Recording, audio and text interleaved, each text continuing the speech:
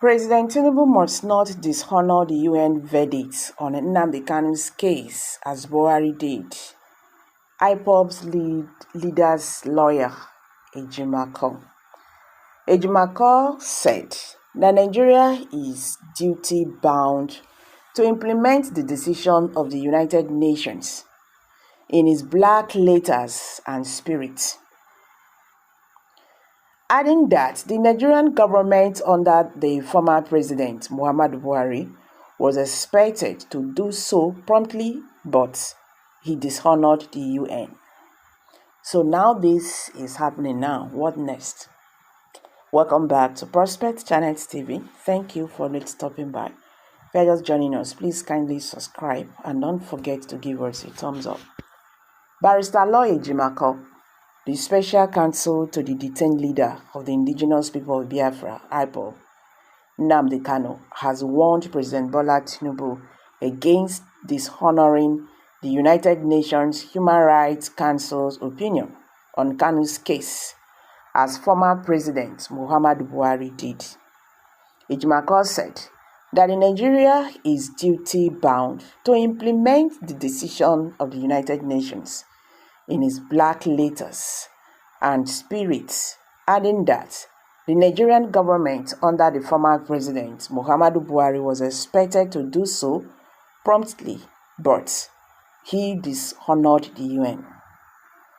You recall that in July 2022, the United Nations Human Rights Council, through an opinion issued by the working group, directed the then President Muhammadu Buhari-led Nigerian government to free Kanu and accord him a pathway to compensation for his infamous extraordinary rendition from Kenya to Nigeria in June 2021.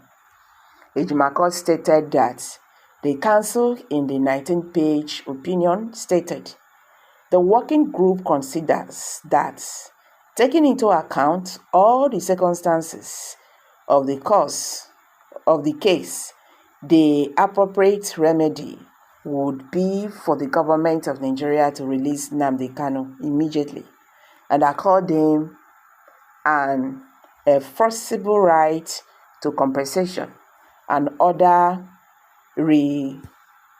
reparations in accordance with international law." Please pardon me.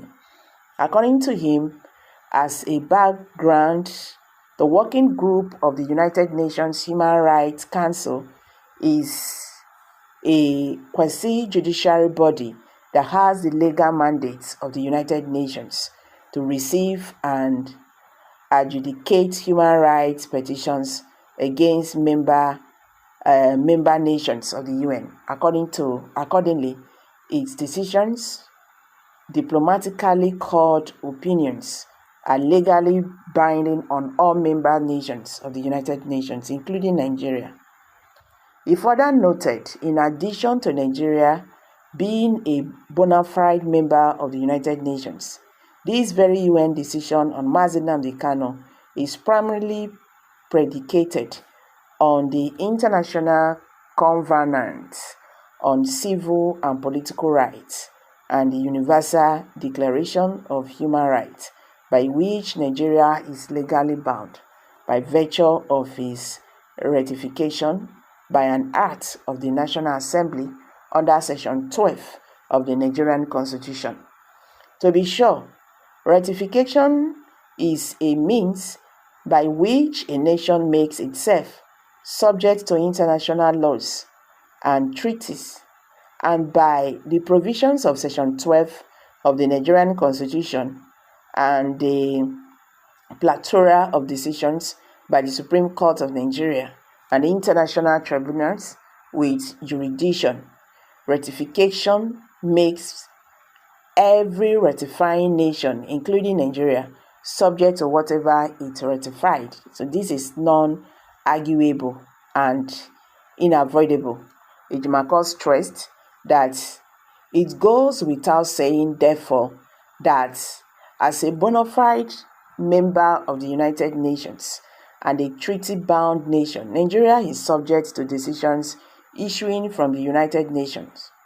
Thus, Nigeria is a duty bound to implement this decision in its black letters and spirit, and it was expected to do so promptly.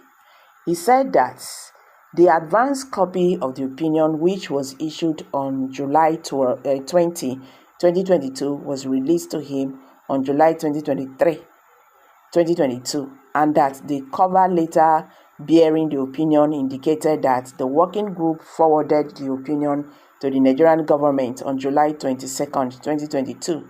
Yet the former President Buhari failed to comply until he left office.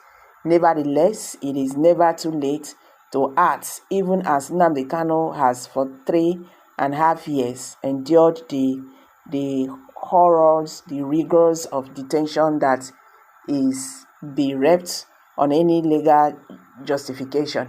Therefore, unlike a misguided Buhari, a wiser President Tinubu can do the right thing by freeing Nnamdi Kanu without further ado.